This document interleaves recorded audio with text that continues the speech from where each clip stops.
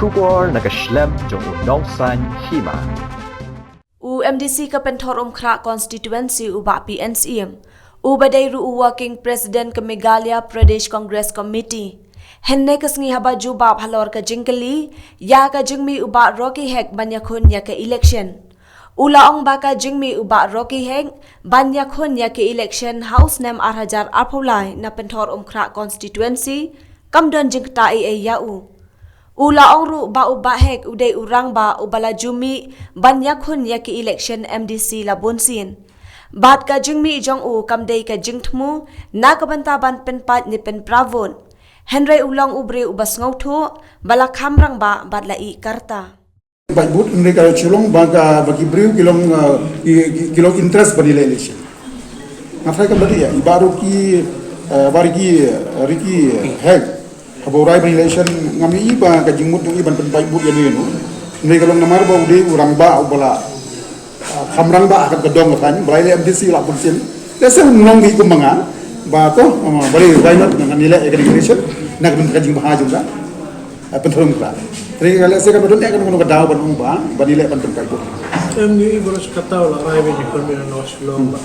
Adon gajing le yarap sa ba. Ibu pelong perkendik sani forum katadon na jumong ba kajingkan yung ba PNC mantai sapulong yung baru ki bahel hek bankot na baru ki banyak punang stay. Tatat dengan melawan juga pe pilapan pilihan au.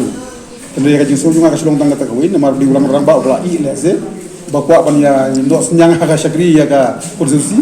Lese tongan ya ne dara job lese ngan syakri kursi. Tendai kajing job ka syong hadin ka election. Yang mentang ina pan melau panongai tendai ka dedi tekan ka daw ba kumurang ba upa panai juga kali beriu tanaka ai bo kunyi ju umle tanga tanya ka tugas ni ong ibam ngatrai na pibaklau ong dai ba dan development apa ong dan development ka fu ngaru ila nomor development baru kiri ba ari kiri omong kiri lese ula ila nam tabang bomdan development isona mbak PNC yang kane kini si mama persa kan long advantage Haka election pinam nong banong advantage na disadvantage. Namar you never know kalau kita anong berkan kita anong no. The only thing kalong ba haka bagut umar ongas dang nihapan president hapo madan nang penting na ya kan jingjaw. Namanya mak bantu kita yang ane kita yuba elhet. Jadi ka jingile LSM nihapan simsya dari. So I have no problem to if they can just the more they understand it will be good for them.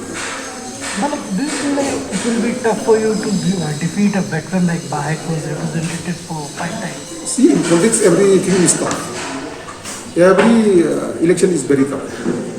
That's why I think you remember Dr. Didi Lapang, what he said. Every election, think yourself that you are a fresh candidate. Because every election is a very tough election. But like on what issues you are contesting the elections? Because many say that there's a lack of development in Pinthorn. Yeah, that is very true. You can ask the people of Pinthorn. In other constituencies, they have many playgrounds. They have indoor sport hall. They have many primary health center. They have good road communications. They have good footpath. They have good drainage. Many street light be installed, but none will be found in Pinthorn constituency. So the point is, Bahek, nothing has done for 25 years.